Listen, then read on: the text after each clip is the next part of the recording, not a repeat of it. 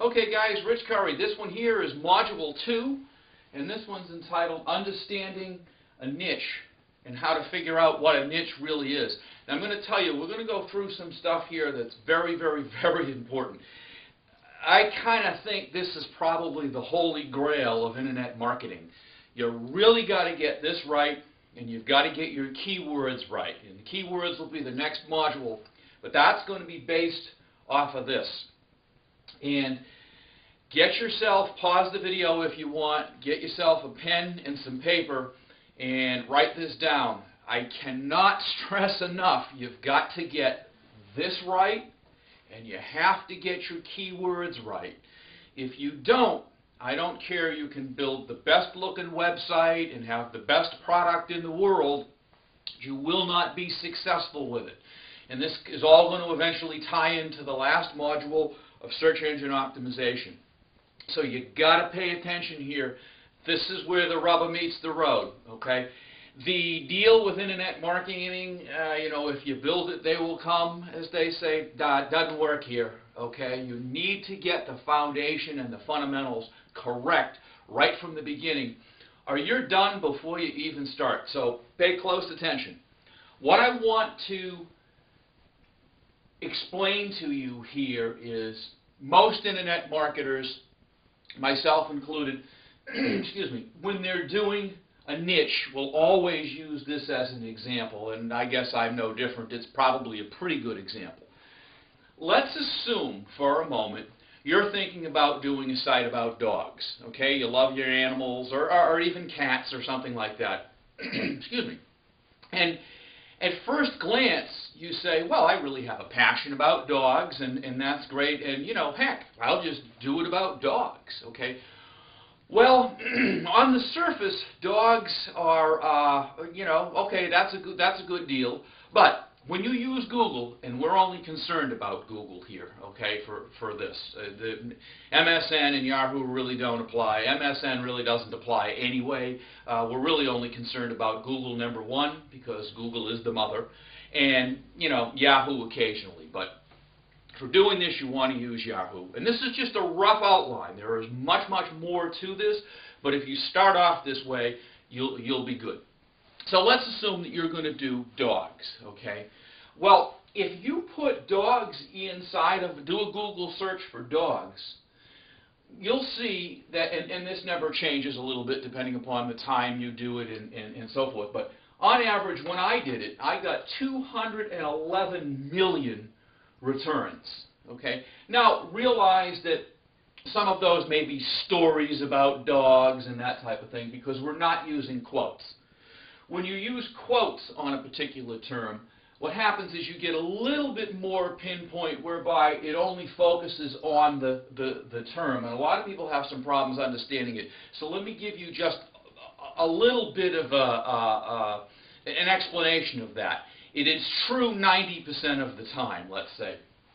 For example, if you don't do this in quotes, you'll get everything that returns dogs. So let's just say you wrote a story or somebody wrote a story about their summer vacation, and they were talking about they went down to the lake and they brought their dogs with them and they played in the water and so forth. Well, without using quotes, that story, if you will, or that website would show up in here, okay?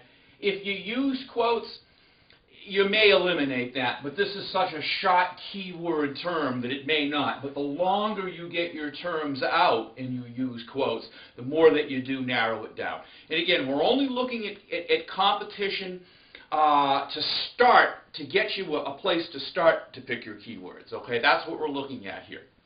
So if we put dogs in, no quotes, in a Google search, it brings back 211 million results. That's way too big. You can't compete in that market.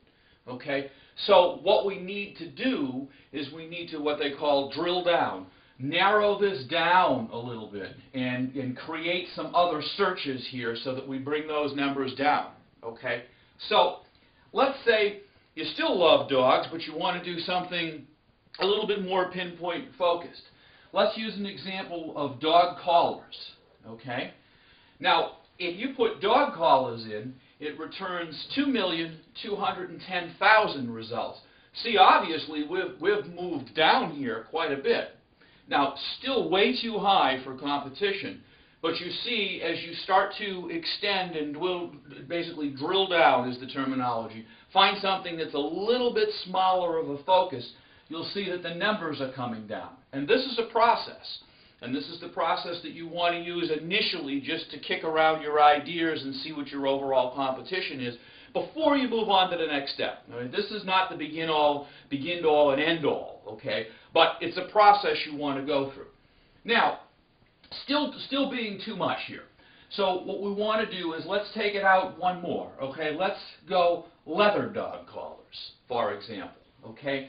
So by adding the leather here to the dog collars, you'll see that we dropped out way down now to 487,000 from this 2 million number, okay? For a beginner, still a little bit too competitive, all right? So you want to drop that down a little bit. Now, here's where using the quotes to narrow it down even more come in. The leather dog collar, as I explained, without quotes in Google, returns the 487,000.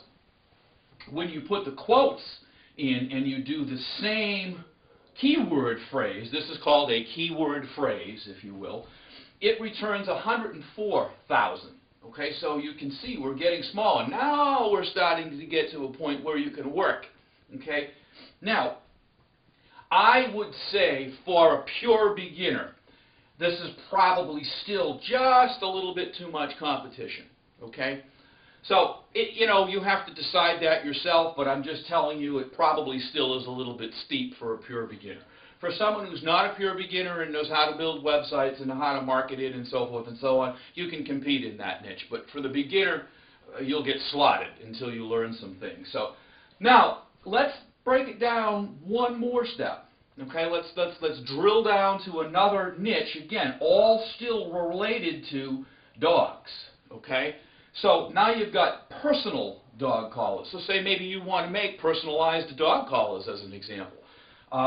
When you put that in quotes, you see now you bring that right down to 3,900, 4,000 search results in quotes for that term.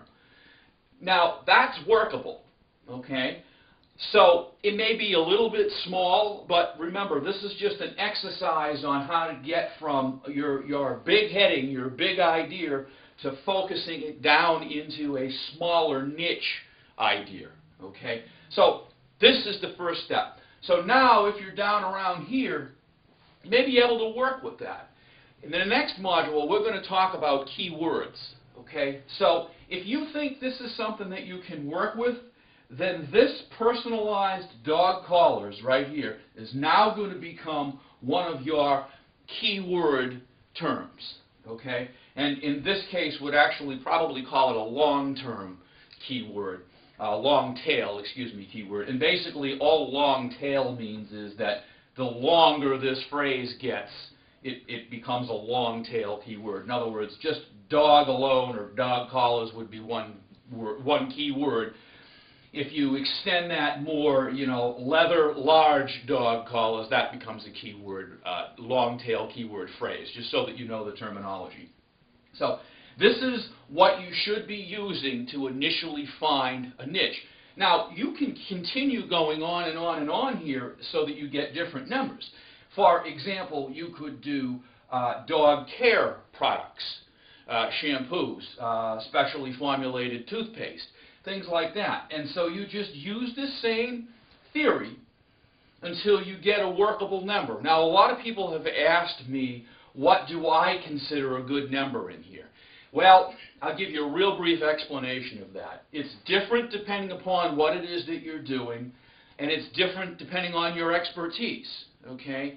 But I would think myself, and what I teach folks, if this number is anywhere in the 20,000, 40,000 mark, that's a good place for you to move on to your next research, okay? And we'll do that in Module 3, coming up right now. We'll talk about the keyword terms and how you use them and what you need to do from there. Okay? So that's it for this module on understanding how to pick a niche. Rewind it, play it again, look over your notes, and do your own experiments in Google using quotes and not using quotes, and drill down your idea. Now, if you guys get any questions about any of this, you can join us in the mastermind group, obviously, the wordofmouthforum.com. Or you can go to prowebsitemaker.com. There's a free forum there. You can use the contact button, and we can talk about these things if you'd like. Okay, so without any further ado, we'll move on to Module 3. Thanks.